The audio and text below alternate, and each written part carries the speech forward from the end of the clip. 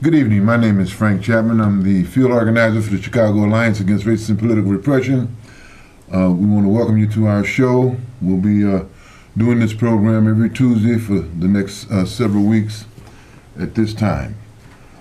First, let me just give you a little information about our organization. The Chicago Alliance Against Racist and Political Repression was founded in 1973. That's 43 years ago. And we were founded at the Congress Hotel right here in Chicago. And our organization was agitated into existence by two very historical events, one of them tragic and one of them triumphant. I'll talk about the tragedy one first, and that was the murder of Fred Hampton here in Chicago in 1969. He was a leader of the Black Panther Party. Him and Mark Clark were murdered while they were asleep by members of the Chicago Police Department. That was one tragic event that had to do with our founding. The other was a triumphant event, and that was the campaign to free Angela Davis and all political prisoners.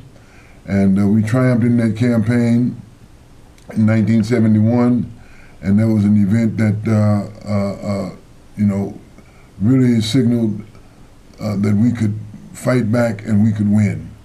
And so, at Angela's advice, we founded the National Alliance Against Race and Political Repression, and we have been in the forefront ever since then, fighting for the freedom of political prisoners, fighting against police crimes, fighting to end the death penalty, and any and everything that has to do with racist and political repression.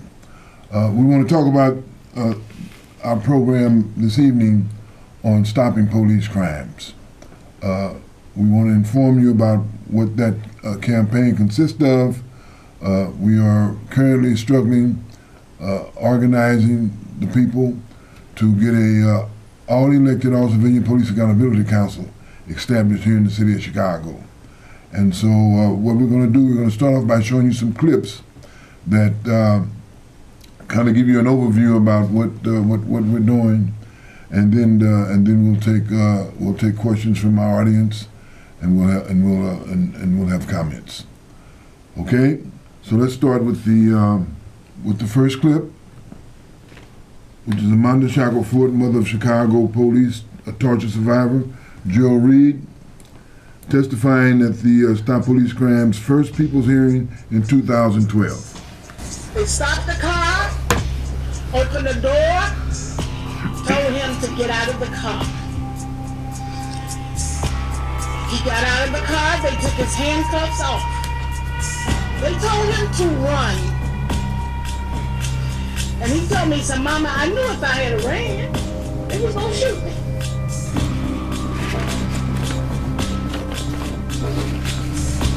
So after he got tired of them beating on him, he said, okay, I'll say it, because I'm tired of hurting. He signed those papers. He has been sentenced to natural life in prison. Okay, that was Amanda Shackelford, and as you can see, this was one of the torture cases involving John Burge. We have a guest with us here today also. Would you want to introduce yourself to our audience? Yeah, most definitely. My name is Alejandro, and my last name is Barba, B-A-R-B-A, and I am also an organizer with the Stop Police Crimes campaign that we have here going in Chicago. I organize primarily out of the west side of Chicago, so thank you for having me today. Okay, so let me just go a little bit further into the torture victims' cases. There's over 100 of these cases in the city of Chicago. And John Burge, who was sent to prison for a number of years for perjury in these cases, he never was really accused of or convicted of torture. So although we have over 100 torture victims in the city of Chicago, nobody has ever been convicted of the crime of torture of these people. And the mayor has apologized for the torture, but yet we have no convictions. So this is another glaring example as to why we need an all-elected Civilian Police Accountability Council, community control of the police. I want to just ask Alejandro to comment on what do you think of this problem in regard to torture victims and the solution that we're trying to bring about. Well, it's an ongoing problem. It never stopped with the John Burge torture here in the city of Chicago. It continues to go on here in the city, primarily affecting people of color, with the African American community getting it the worst, and of course the Latino community, who also feels the repercussions of police torture here in the city of Chicago. And unfortunately, in the Latino community, the police repression is so high that people are scared to come out and speak about it. There's a lot of fear, where they're being threatened with their immigration status, which doesn't allow people to come forward the way other people have come forward in regards to torture here in the city of Chicago. Okay. Well, could you mention some particular cases? Some particular cases. Well, there isn't particular cases for that very reason.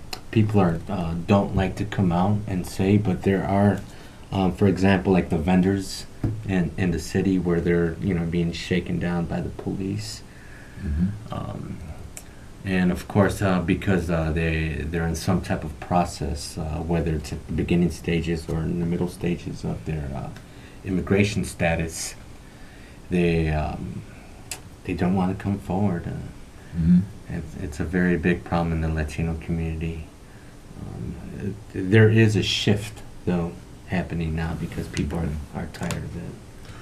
Okay. Well, in connection with that, I just want to say that in the next several weeks, we're going to have on this program actual survivors of torture and survivors of police crimes to speak to you directly about their cases and their experiences, because these cases are so horrendous until we really need to give them a human face.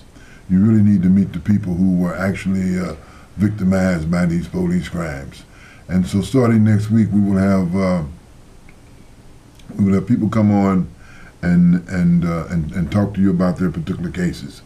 But here's another excerpt from our C.A.R.P.R video explaining, this is an excerpt that talks about how the current system of police impunity functions.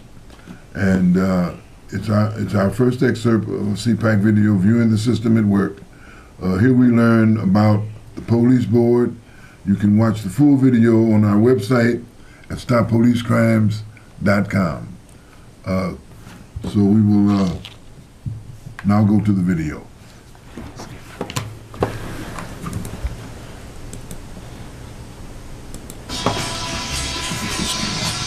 Here's how the loop of power in the policing system currently flows. We will go through its parts one by one. First, the mayor. The mayor is a major player, appointing the police board, the superintendent of Chicago Police Department, and the chief administers to the Independent Police Review Authority, known as C.A.R.P.R or I.P.R. The police board. The police board has 9 members chosen by the mayor. They have 3 main powers. 1, they assist the mayor in choosing a superintendent. 2, they write the rules for the governance of the police department, for what cops do on the streets. 3, they hear and decide on disciplinary actions for cops that involve recommended suspensions of over 30 days. They hear cases from I.P.R when the superintendent disagrees with their recommendations. They are the only ones who can fire cops.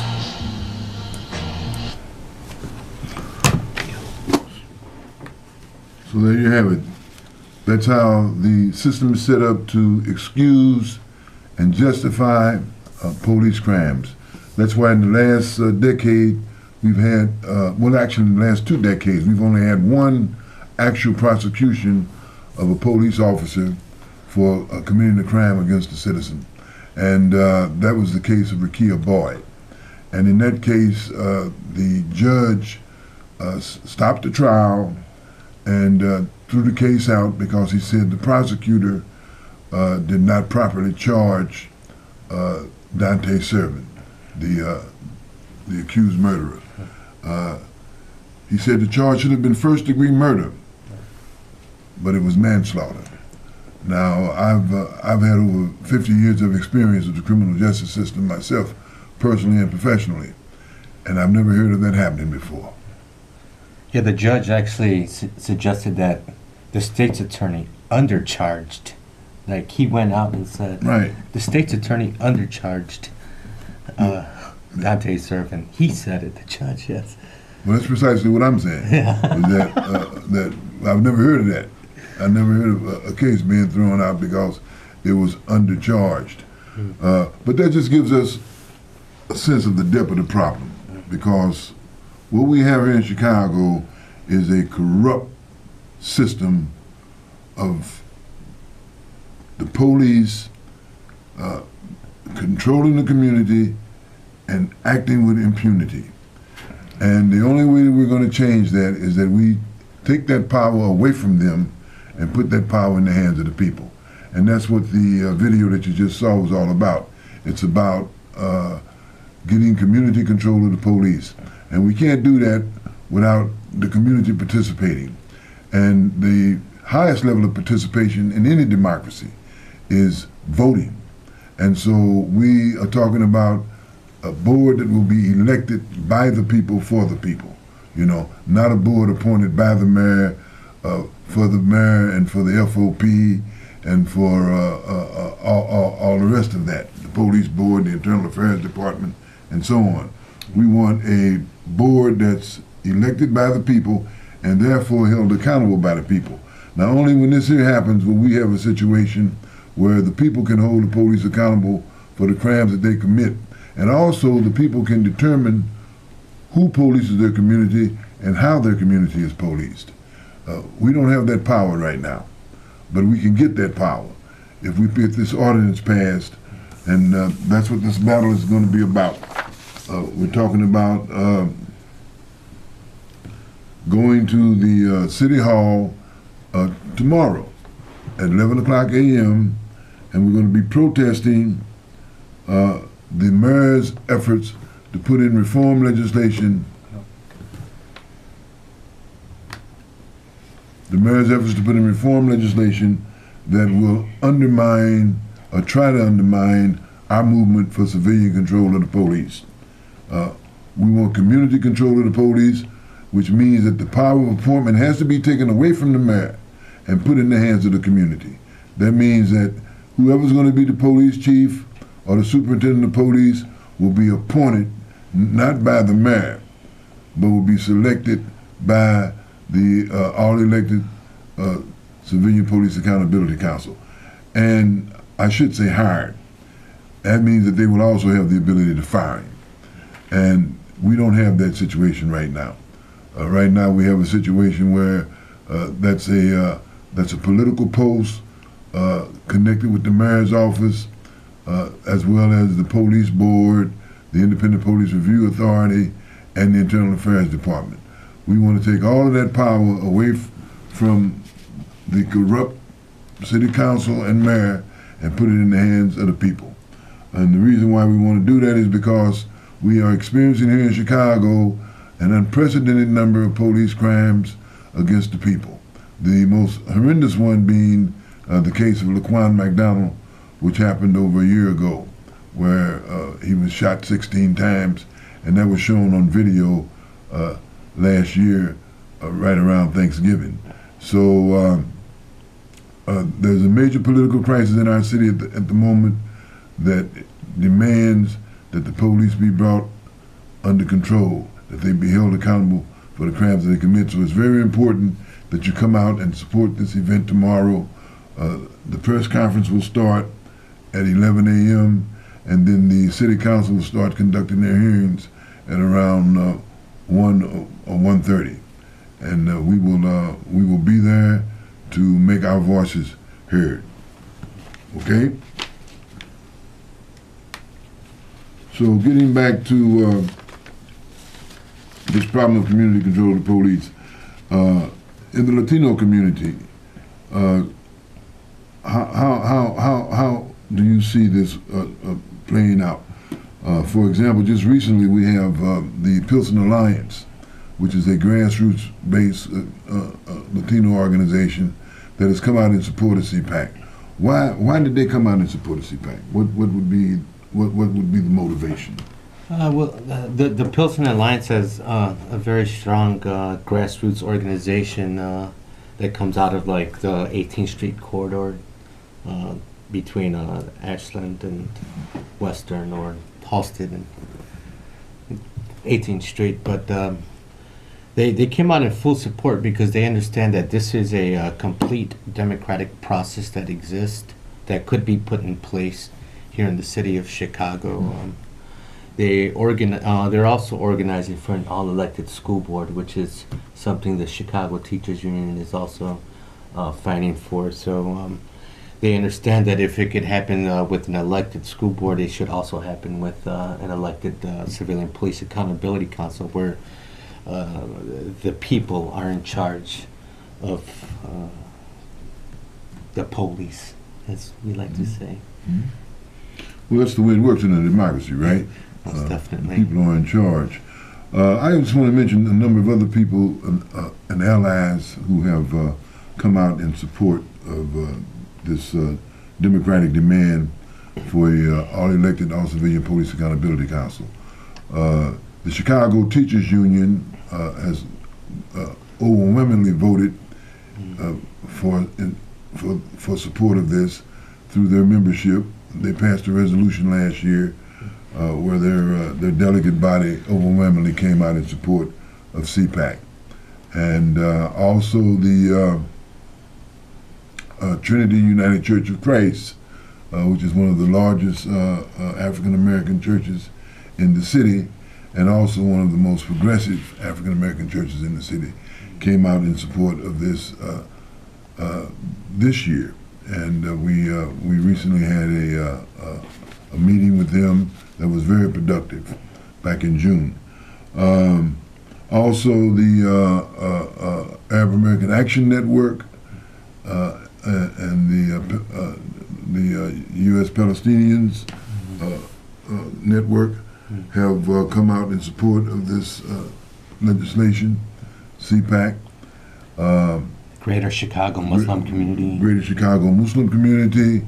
I mentioned that because there's a lot of there's an attempt to stir up a lot of hatred and animosity towards the Arab American community and the Muslim community during this so-called terrorism scare, and we want to express our unconditional solidarity with that community.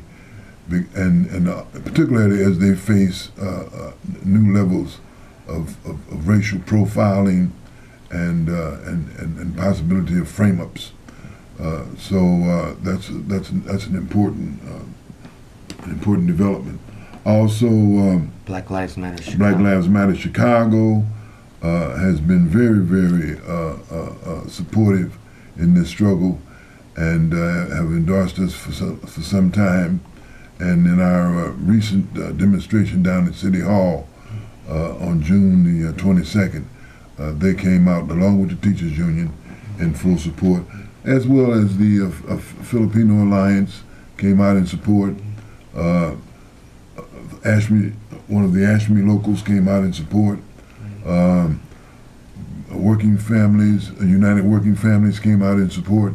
So we have over 50 different organizations and groups that have come out in support of this, and the demand is growing for C.A.R.P.R. now.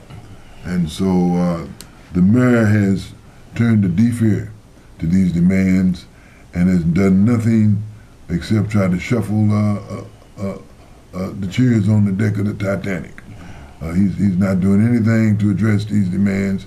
He's not showing any genuineness in terms of addressing this problem, period.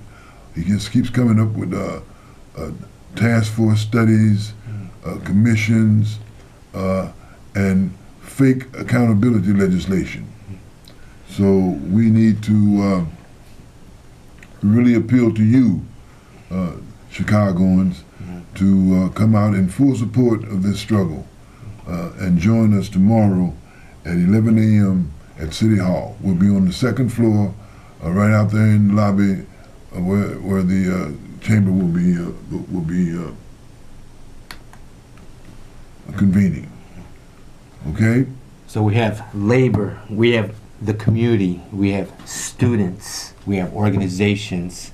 We're asking all of Chicago to come out All and right. support this. Absolutely. All of Chicago needs to be out there in full effect. Absolutely. Tomorrow. Okay, it's been this is our first show. You probably recognize that. We're new at this, but we're determined to make it happen. So unity plus struggle plus organization equals victory. If we unite and fight, we're going to win. Thank you very much. And if you need to follow us, you could follow us on Facebook at Chicago Alliance Against Racist and Political Repression. Or you can go to our website, stoppolicecrimes.com. You can email us, contact at NAARPR, or you could contact us at 312-939-2750. Once again, thank you all. Yeah, thank you for tuning in, and do come back next week and tune in again. Thank you. Adios.